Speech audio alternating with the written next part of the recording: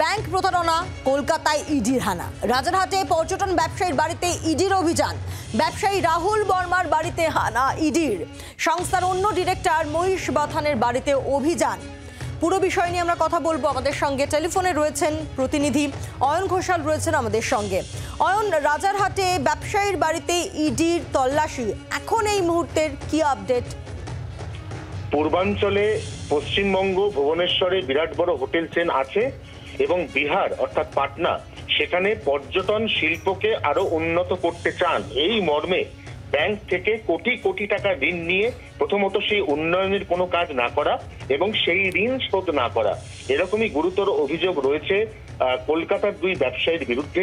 এই দুই ব্যবসায়ী একই সঙ্গে এনআরএস হোটেল চেন একটা চালান .com নামে, এবং সেখান থেকেই তারা এই বিরাট অঙ্কের আর্থিক প্রতারণা করেছেন।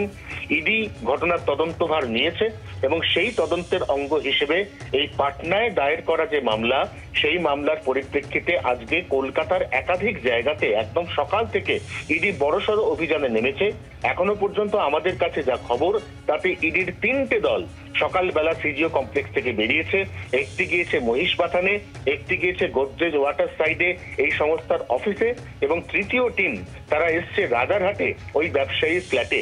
এবং জানার বা বোঝার চেষ্টা চলছে, জিজ্ঞাসাবাদ করা হচ্ছে যে ঠিক কোন কোন ভাবে কত টাকার লোন নেওয়া হয়েছিল এবং সেই লোনের যে বিপুল অঙ্কের টাকা সেগুলো কোথায় সাইফোনিং হয়েছে।